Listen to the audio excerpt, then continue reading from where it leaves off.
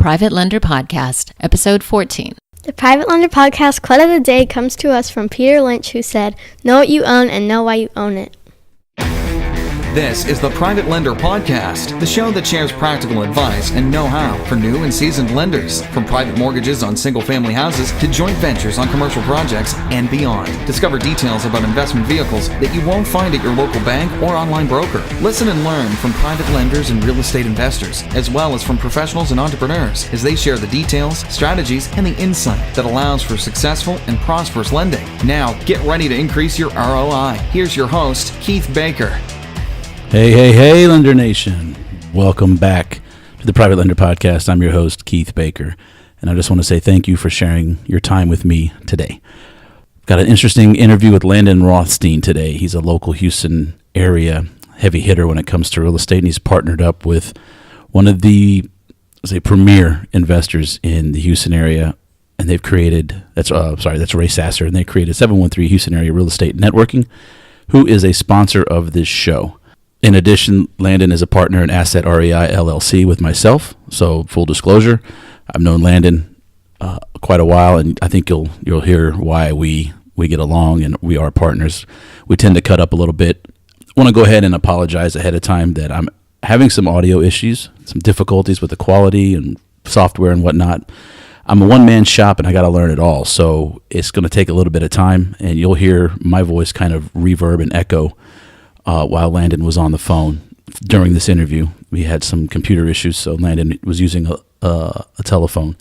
So please forgive those, but I think the quality is good enough to where it's worth the occasional nuisance and annoyance. But before we get into the interview with Landon, I'd like to take a moment and thank our sponsors. The Private Lender Podcast is proudly sponsored by the following. The Realty Investment Community of Houston, or Rich Club, is the premier real estate association in Southeast Texas. The Rich Club provides its members with the education, resources, leads, and networking they need to earn more wealth with their real estate investments. The Rich Club has helped thousands of real estate investors realize their full potential, and they are ready to help you. Visit their website at richclub.org for more details. That's richclub.org.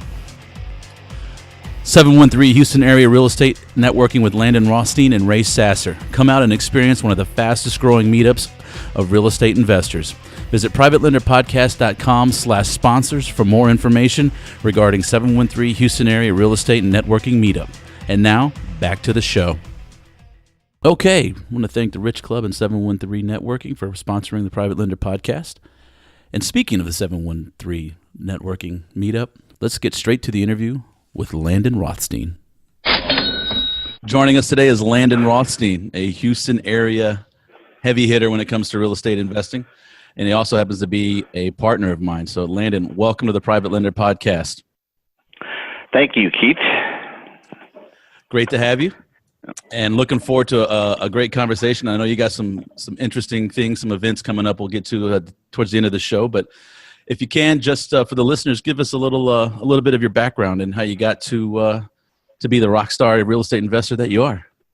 All right. Well, I started about 9 years ago, just kind of like a side thing because I had a full-time job, and I joined a couple of local programs after trying to wing it myself for the first year, and started learning some things. And their model was basically buy a house, fix it up, rent it, buy another house, fix it up and rent it. And, did that and, I was making a little bit of cash flow, and, the whole passive thing wasn't really there. It was a lot more work than, they said it would be. But, anyway, it worked, and, I was able to start building some equity with the houses, and for about 7.5 years, that's what I did till I got laid off. I was working for my mother, and she laid me off, and my wife. Yeah. And it was nice, though, because we got laid off at the same time, my wife and I. So, at least. I'm sorry to interrupt, but how is Thanksgiving now these days after you got laid off? Yeah, we throw the food at each other just like we did before. So that's perfect. Yeah. So, but anyway, when I got laid off, I had 57 houses, so it wasn't like I was going to starve. So, then from that point, I just kept collecting more houses and doing wholesales and flips and rehabs and all that kind of fun stuff, trying to get my feet wet in all areas of real estate investing. And then, I guess about 2 years ago is when I saw the light with owner finance. I know you interviewed Mitch recently, but that's basically the model that I'm following these days. I really love buying a house cheap, $20,000, selling it for $60,000, not putting any rehab or dealing with contractors or dealing with tenants. It's just it's a really good model all around. It's my favorite. Yeah, it's pretty clean, especially compared to landlording. Yes, yeah.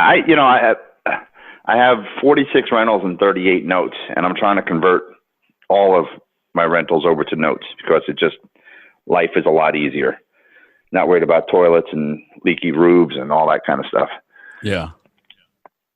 Well, cool. So built up a rental portfolio of 57 homes, or at least a portfolio of 57 homes. Mom laid you off.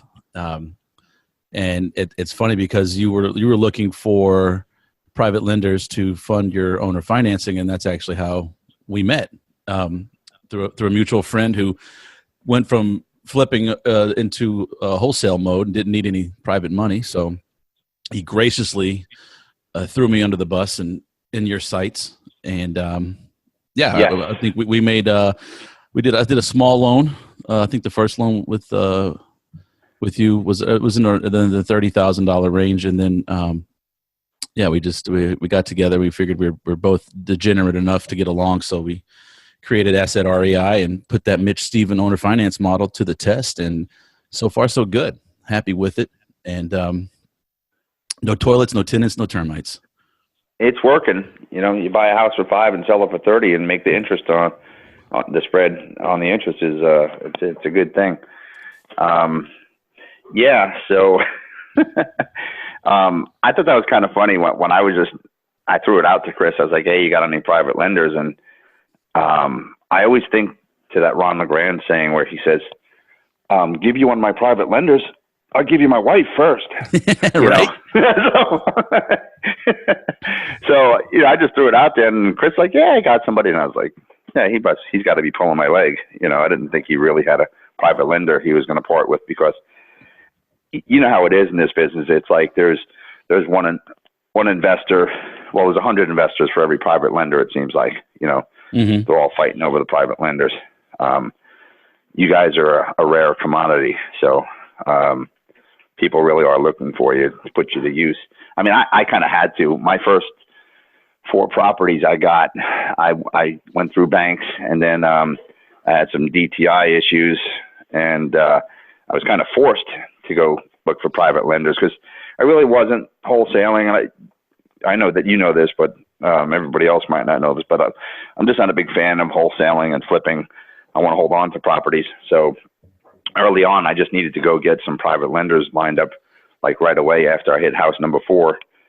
And I went and bought a list and did a mail out to over 5,000 people. Got a handful of people who responded, and some of them were kind of crazy. They wanted 18% and 16% and points and all this. And I found one guy who said, I'll do 10% and I'll give you loans for 15 and 20 years, which was music to my ears because I didn't want to have to worry about cashing them out or finding new financing in 6 months or a year with my model, with long-term buy and holds. So I've been working with him for about 8 years now, and life is good. After I had him, then I had other people approaching me saying, hey, I'd like to loan you money as well. So it just kind of snowballed. Nice. I just want to circle back when you're talking about the banks and DTI issues. That's debt to income ratio was too far off for the conventional banks to loan to you anymore. Yeah, and most people in the business know this. Like getting the first 4 is okay. It's pretty simple, but going for number 5, it gets a little difficult. And then if you do get past 5 and go to 10, then you're done. Fannie and Freddie are not going to back you after 10. Right. So. And I didn't even get to the 10.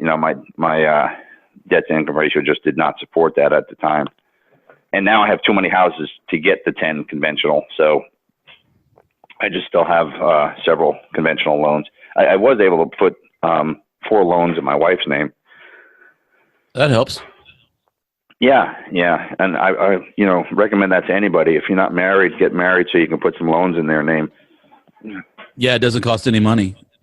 Right. My wife's in the background laughing. Yeah.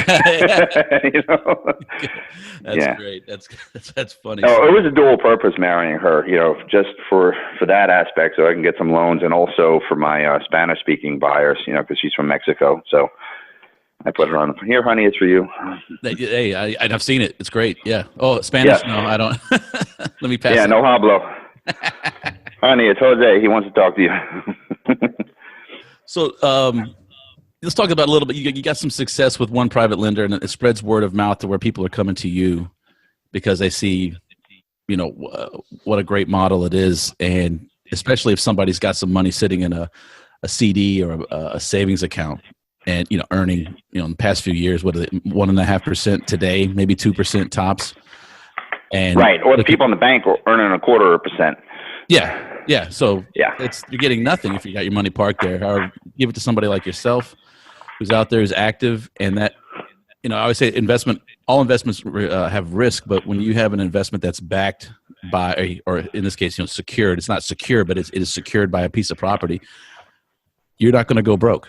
Even if something horribly goes wrong, you still have an asset that has some type of value behind it. And that's what gets I think it's a mindset issue for a lot of people who get into private lending. And that's why I wanted to bring you on and kind of discuss, it's easy for a real estate investor to move away from banks in their mindset because the banks actually push them away. Like you said, you got 4 loans and now your debt to income ratio is out of whack for the bank. They're not going to loan to you. So you go to a private lender where the private lender still looks at the individual, but the most important thing is that asset or that property that is going to secure that loan. So in that sense, when you've met with other private lenders or people who want to be private lenders, what do you find is their number one question for you as the investor? What do they give? What's that question they put to you and then how do you respond and make them feel that, look, this is going to be, I don't want to use the word safe, but this is a good investment strategy to loan Landon Rothstein some money and have them put it to work. How do you coax your, how do you date your private lenders? How about that? How do you court them? I get them drunk and have some roofies on me, and he's not lying. It's usually good. He's not joking. He's not lying. You don't remember that first night we met, right? No, I know it was at Gabby's barbecue. That's the only thing I know. That's the only thing I remember. Yes, yeah, and that is part of the bribery. I wine and dine them. I take them out to fancy restaurants like Gabby's. No, but seriously, I'm a firm believer of well, that old saying is true, first of all, where the lender, they're more concerned about being secure than how much profit they're making. They want to make sure they're getting their money back first, that it's safe. So, and for me, I'm in the strong belief that real estate, if you know what you're doing in real estate, it's almost hard to lose. Like, I don't see how you can. I mean, with the properties that I get, I know how to buy them cheap. Okay. So I'm not buying retail. I'm buying in the right areas. I have insurance on the property. So even if the house burned down, we're still going to get paid through the insurance company. It's really like, it is hard to see how you can lose money in this, buying these kinds of properties the way I do. So, it wasn't hard for me to convince lenders of that because I firmly believe that. I'm not trying to sell them something I'm not really sure about. I'm very definite and it's been true. I haven't ever lost any money yet on any deals and haven't ever not paid a private lender. That's not true. You missed your first payment to me. Well, I'm talking about real private lenders, not you. That's the appropriate response. That's great. But I just got off track there. Sorry about that. That was I had to throw a little jab. It's the first. Yeah. So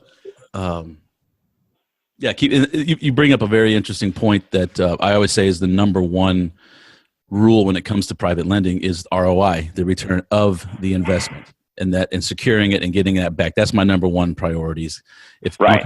Not on. Yeah, Right. exactly. ROI, return on investment's important, but that's further down the list. I look at mitigating the risk as much as possible first and foremost. And that means the return of the investment. And you're absolutely right. That's kind of the mindset of a lender. Is I want to make sure I get at least my principal back, if it's Right. 30,000 or whatever. Yeah, and look at it this way: with an investor who's got experience, like I said, I've been doing this for 9 years now. I know how to buy houses cheap. I know where to buy them and what to offer, and estimate rehab, all that kind of stuff. Then the house is insured, like we said, if it burns down. But then also with two of my biggest private lenders, I have life insurance. Even if I got into a car accident, they're still covered. There's almost like no way this can fail. Yeah, and it's a great strategy, because let's use that as an example. If God forbid something happens, and you're not able to hold or continue holding that property or make the payments to the lender. The lender still has the lien on the property. Number one. He can, worst case scenario, he can foreclose and get the property back, go sell it, and get his money back. And more than his money usually, because I'm buying it, 30, exactly. 40, 50 cents on the dollar. Yes.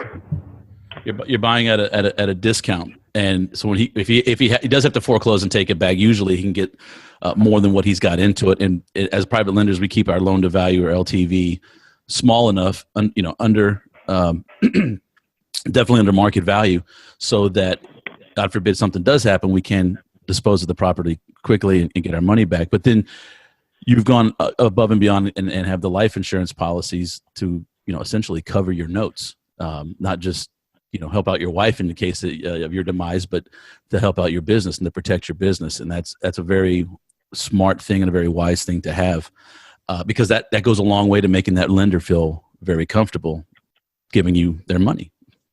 Yeah. And I don't offer it to everybody, so I hope nobody hears this podcast. Just kidding. I think people are starting to see why we're partners now. we don't know the meaning of sarcasm, but no. Anyway, but okay. Well, so you've also kind of want to talk to you about how you've gone from the employee lifestyle, so to speak, to the investor. And I still love the fact that you got laid off by your mom. I still think that's great. I laugh at it.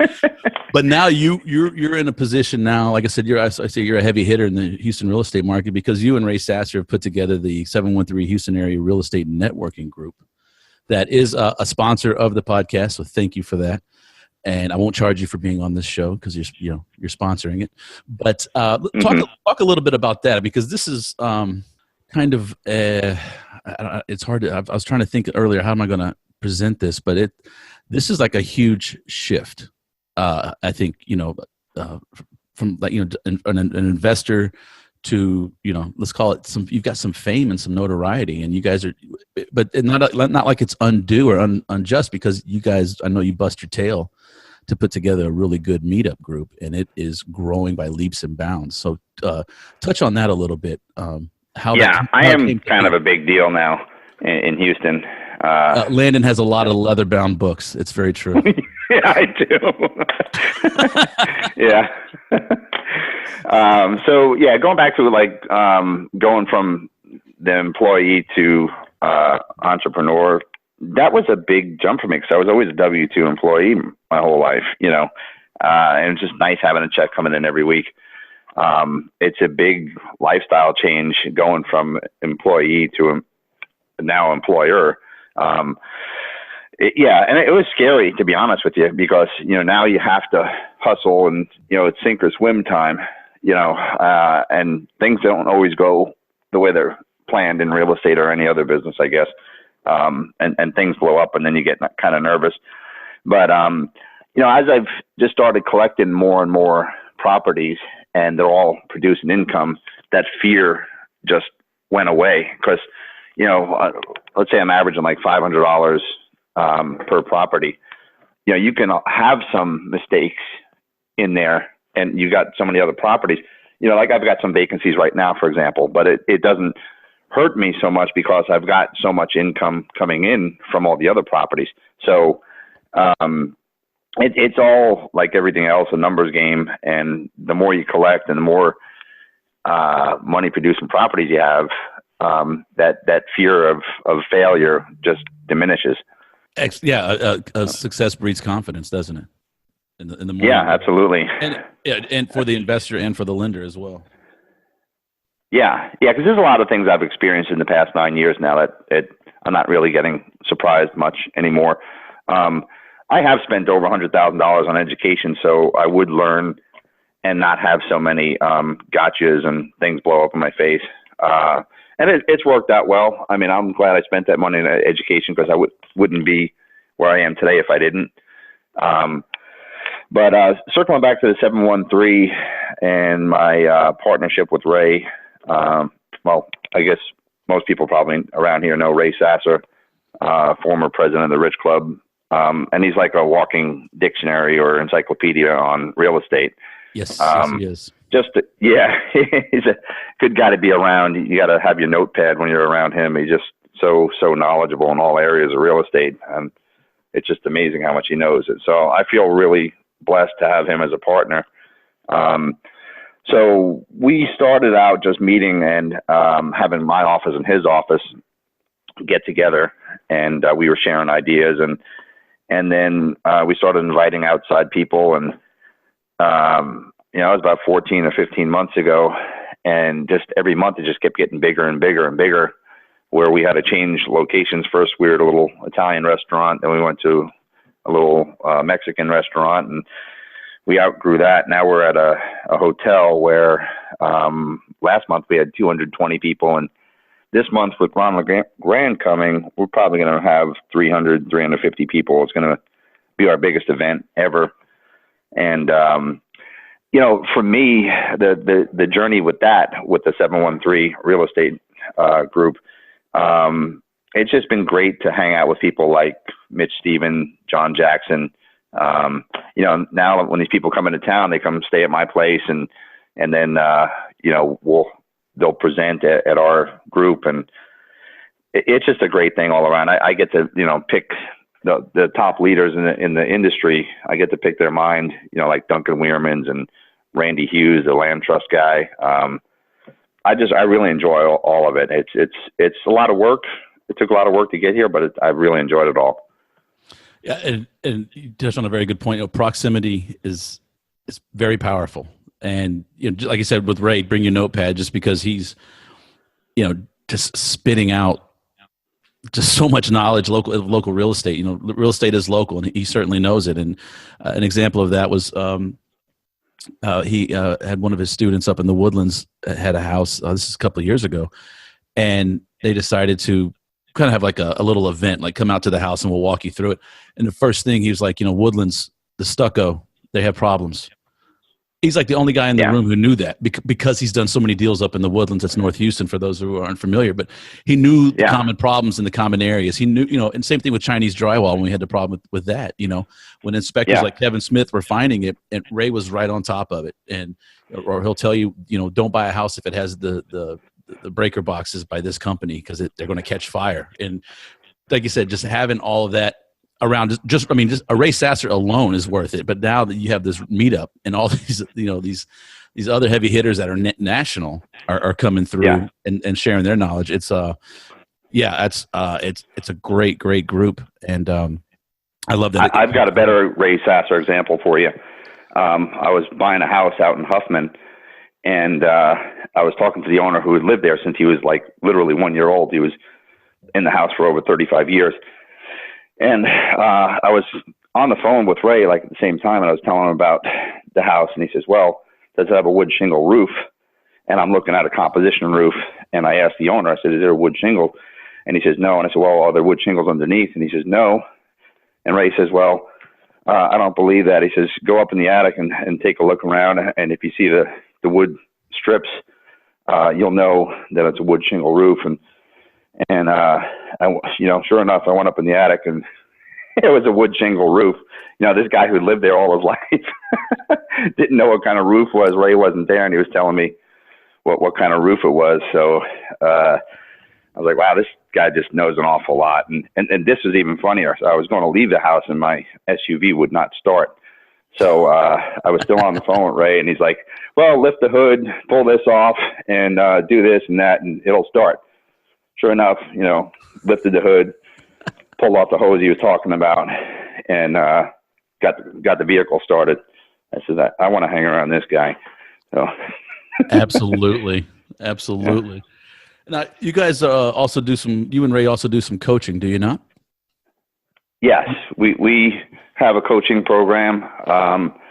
It's kind of in its infancy. He's been coaching for a long time, I'd say over a decade. But, he and our program is kind of new. We have a wholesaling class coming up on April 21st, but that's kind of separate from the coaching program. April 21st. Okay, and yeah. You spoke about how would in your coaching program, is it what's kind of the focus? Is it owner finance? Is it flips, rentals, or just showing people the process of acquiring properties for whatever exit strategy they want? Yeah, it's pretty much whatever they want, and it also depends on their skill level. Most people seem to come into investing through they want to learn wholesaling, so that's what we're getting mostly right now. For the ones who are a little bit more advanced, then they want to do the rehabbing or landlording or owner finance. But a lot of people, they just want to come in and start learning wholesaling to get some quick cash. And, that's primarily like the people that we're getting right now, our students. Okay. And what date is that class you said on wholesaling? Yeah, it's going to be April 21st, April 28th, May 5th, and May 12th. It's 4 Saturdays from 9 o'clock in the morning to 11 o'clock in the morning. But what's kind of cool, I think, that we're going to do is during the week, we're also going to have a couple of accountability calls. So we're thinking like maybe Tuesday and Thursday we'll have coaching calls in the morning to see if somebody's stuck. If they don't know where to go next, they'll ask Ray or myself, and we'll try to get them over that hurdle. And what we're also doing is we're making our number available for like the emergency times too, when they're out talking to a seller, let's say, and they didn't answer on the spot. So it's, to me, I think it's better than some of the wholesaling classes that I've taken where you take a day course or a 2-day course and then, you're out on your own. You don't have any more support.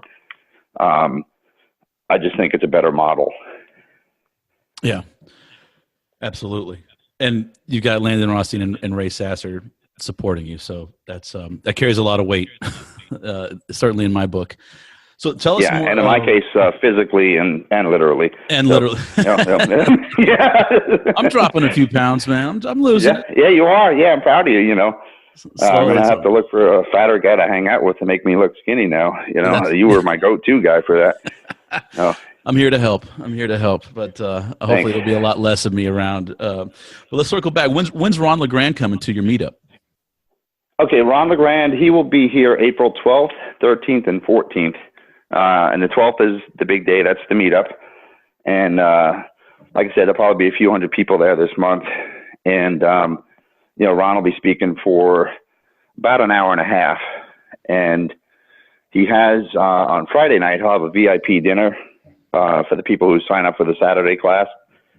And so you can get 3 days of Ron. And do you know Ron? Have you ever met Ron? Oh, yeah. When I was on the board of the Rich Club, he came by, and I had one of the dinners with him since I was on the board. And having Ray Sasser and Ron LeGrand in the same room is you're going to have to like empty your mind before you walk in and just. Yeah. Two of the most knowledgeable people in the industry for sure. Absolutely. In all things too, not just, one little niche. They just know a lot about a lot of areas in real estate. I've always liked Ron. He really does have huge giveaways. When I was at one of his events about 4 or 5 years ago, I won the big prize. He had a commercial boot camp. It was worth $3,500. So I wound up flying out to Florida to take the 4-day boot camp. But I mean, it was a great prize. I mean, there were other people who were paying the $3,500 to go take the same class that I got for free. Nice. And he's going to do the same thing at our event. And there was he's just a great guy. We're all in class one day out in Florida. And after the class was over, he says, "Hey, you guys want to go see a movie?" So we're all like, "Yeah, okay." So we went and we saw Captain Phillips. So just a nice guy. He just tells it like it is, and no BS. And he's a straight shooter for sure. Yeah, and he just simplifies things for you, and a lot of people need that in the beginning. Yeah, absolutely. So that's going to be. I'm looking forward to the 12th, 13th, and 14th myself. And just a quick question: if think I can get that giveaway, maybe can you put my name at the top of the list, or I can stuff the box. You just give me a whole bunch of cards. Yeah. I'm getting 10,000 printed right now.